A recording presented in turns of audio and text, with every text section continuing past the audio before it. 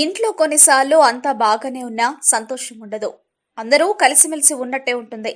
కానీ ఏదో తెలియని వెలితి, ఎప్పుడూ గొడవలు, విమర్శలు వంటి వ్యతిరేకత కనిపిస్తూ ఉంటుంది. వీటన్నిటికీ కారణం ఏమైనా ఉంటుందని ఆందోళన పడుతుంటాం. కొన్నిసార్లు పూజలు, వ్రతాలు చేస్తాం. మరీ ఎక్కువగా సమస్య అయినప్పుడు పండితుల దగ్గరకు వెళ్లి పరిష్కారాలు కోరుకుంటూ ఉంటాం. కానీ ఇంట్లో మనం చేసే కొన్ని పనులే నెగిటివ్ ఎనర్జీ అట్రాక్ట్ అవ్వడానికి కారణమవుతాయి. మనం సాధారణంగా పాటించే పద్ధతుల్లో చేసే పొరపాట్లే నెగిటివ్ ఎనర్జీని అట్రాక్ట్ చేస్తాయి. మన నిర్లక్ష్యమే ఇంట్లో ప్రతికూల శక్తులు రావడానికి కారణమవుతాయి. అసలు ఇంట్లో నెగిటివ్ ఎనర్జీ రావడానికి అసలు కారణాలేంటో ఇప్పుడు తెలుసుకుందాం. దాన్ని ఎలా తరిమికొట్టాలో చూద్దాం. అపరిశుభ్రత. ఇంట్లో వస్తువులన్నీ చిందరవందరగా పడేయడం వల్ల నెగిటివ్ ఎనర్జీ వస్తుంది. కాబట్టి ఇళ్ళు పరిశుభ్రంగా, అన్ని వస్తువులు పద్ధతిగా అమర్చుకోవాలి. స్వీట్స్. మీ ఇంట్లో ఎవరైనా స్వీట్స్ తినమని ఇస్తే వాటిని వెంటనే తినేయాలి. వాటిని అక్కడ ఇక్కడ పెట్టకూడదు. అలాగే స్వీట్ని చేతిలో పెట్టుకుని అటు ఇటు తిరగకూడదు.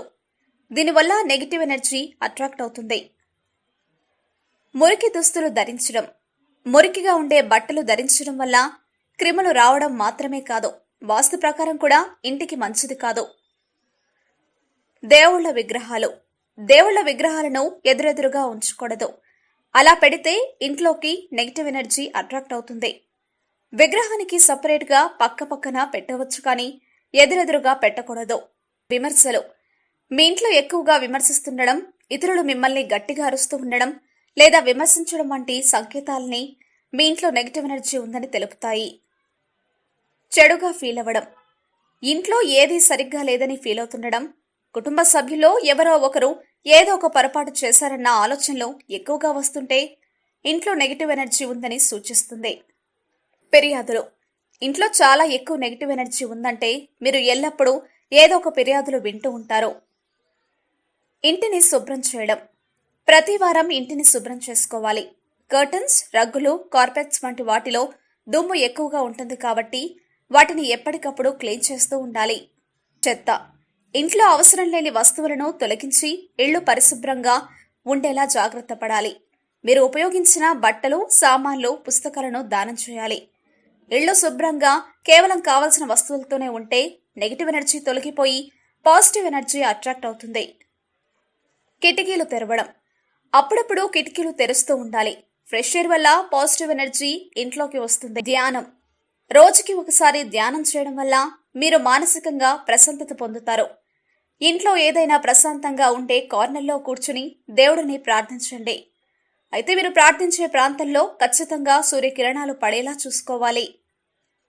క్యాండిల్స్. సువాసన భరితమైన క్యాండిల్స్ వెలిగించడం వల్ల ఇంట్లోకి పాజిటివ్ ఎనర్జీ అట్రాక్ట్ అవుతుంది. ఫర్నిచర్.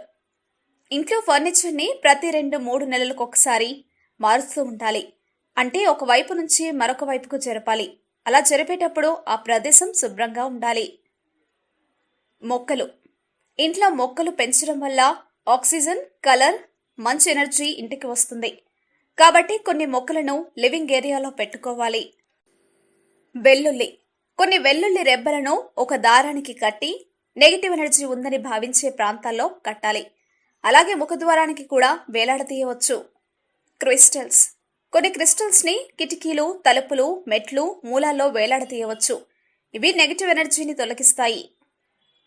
రాళ్ల ఉప్పు. ఇది చాలా అద్భుతమైన వాస్తు చిట్కా. ఇంటిని రాళ్ల ఉప్పు కలిపిన నీటితో శుభ్రం చేయాలి. లేదా అన్ని గదులలో రాళ్ల ఉప్పు ఉంచిన గిన్నెలు పెట్టుకోవాలి. మా వీడియోస్ మీకు నచ్చినట్లయితే లైక్, షేర్, సబ్స్క్రైబ్ చేయండి.